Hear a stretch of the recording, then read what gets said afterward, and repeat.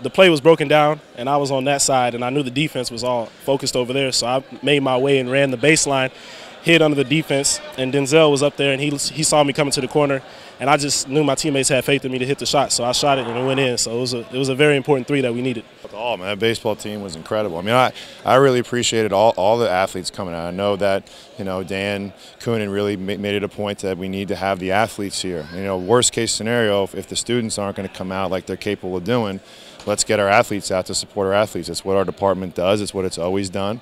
It's something that I've always had a lot of great pride in our team, going to the volleyball games and going over to Schott Stadium. I mean, and I really appreciated those guys. That's why I went over to them after the game. Like, they don't understand how important it is to me, how important it is to our team.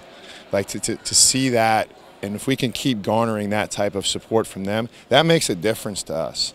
I don't know if it made a difference in those guys missing the free throws or not, but we've never had that before. We've never had a presence in the opposing end zone like every other school in the country has until tonight. So I'm going to give them credit for it when credit is due, but those guys' energy, just that alone, whether it had anything to do with the free throws or not, was very, very inspiring to me. And I hope to our guys, too. And when I mentioned that to them in the locker room at the end of the game, afterwards, they know those guys, and it put smiles on their face when I've credited those guys to our team, like how great that team was, and how great all the other teams, that softball team, all the teams that showed up. I mean, like, it's what it's about, and it's fun to see that. And I'm hoping that we can continue to have that grow and be an impetus for other students to come out and understand this is a team that's going to be really good down the road and going through a tough process right now, because we've had guys out and we've had guys go through life-altering injuries and circumstances, and we got young guys out there trying to find their way, and fortunately we're able to find our way now mid-January through wins.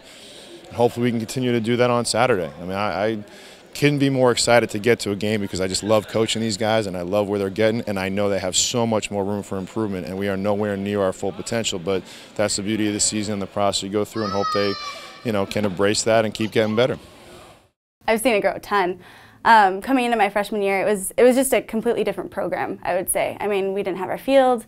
Different players. We always want to win all of our home games. We think it's important for our road trips to split them, at least get one out of the 2 wins. Home games, we have to get those wins, starting with LMU, who has beaten us 5 out of the last 6 times, and we all remember that.